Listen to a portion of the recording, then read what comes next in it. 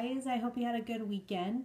I'm just sitting here on a Sunday thinking about you doing this video. I knew you'd miss my smiling face today. So I knew that just as much as I was missing you, I figured you guys might be missing me, right?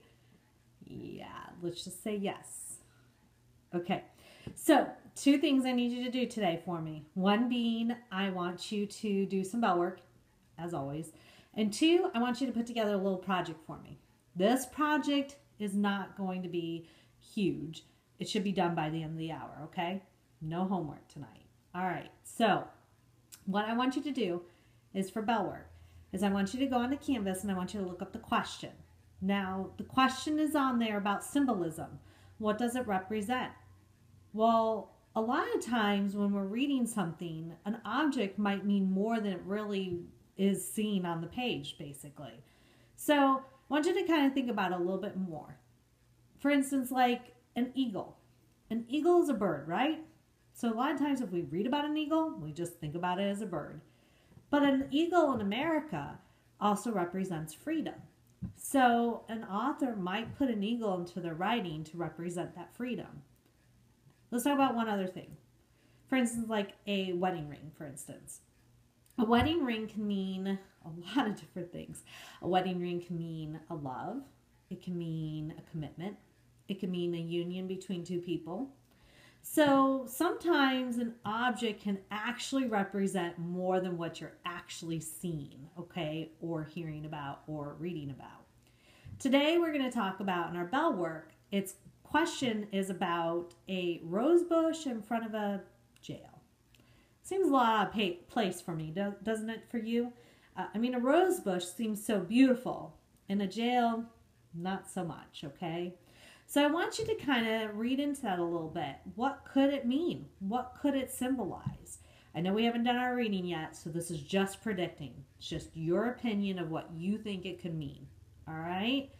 So the second thing I need you to do, I need you to do a project for me, small project.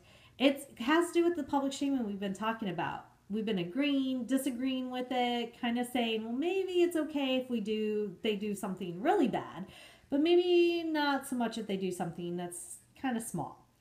So today, you are going to look up some real life examples of celebrities. Yes, celebrities. We love to public shame our celebrities, don't we? So today you're going to read about these celebrities and why they've been publicly shamed. The articles are small. All you have to do is just read them to see what they did that was so scandalous and so shameful. And then you are going to write a paragraph about it. Don't worry, the directions are on Canvas, so really easy. All right? Then, after you write the paragraph, you are going to create a letter. A letter that represents what bad that they did. Okay? So, for instance, this is an E, and my E represents ego, as you can see with my guy with the big head on it. It's a beautiful drawing, isn't it? Yeah, probably not so much. I know. Miss Slobodzian sucks at drawing, but that's okay. It doesn't have to be a form of art, all right? Hopefully yours look a lot better than mine does. But this is just kind of an example for you guys to see what I want you to do. So you're going to use the construction paper that I provided, markers, whatever, and you're going to create a letter for a word that represents whatever bad thing that that person did. For instance, if it was jealousy, you might do a J for jealousy. And then you might draw on it something that goes along with what they did, okay? Whatever the jealousy might have been, all right? That's just an example. I don't know if there's any, I don't think there's any ones that have a jealousy thing, okay? But you're gonna make a better one than I did, probably. That's for sure. And then we're gonna share with each other tomorrow, all right? So this is lots of fun. I just want you guys to kind of just dive a little bit deeper into this and kind of see. The idea with this letter is that they would wear this letter around so that people would actually see what bad that they did. So they'd always have to wear like this E sewn onto their shirt somewhere or something like that, okay? So that just kind of gives you an idea. So again, you're going to select a celebrity, and you select it out of my popcorn box, okay? So the popcorn box is up at the front. There's a whole bunch of papers in it that are folded up. You're going to pick a celebrity. Whatever celebrity you pick, you're going to go to that celebrity around the room, okay? So if you look around the room, there's QR codes with celebrity names. You're just going to go up to that celebrity that you chose out of my popcorn box. You're going to take a cute picture of the QR code, and you're going to go to that website, and you're going to read up what wrong that they did, and then you're going to write a paragraph, and you're going to create a letter. All right? Really simple.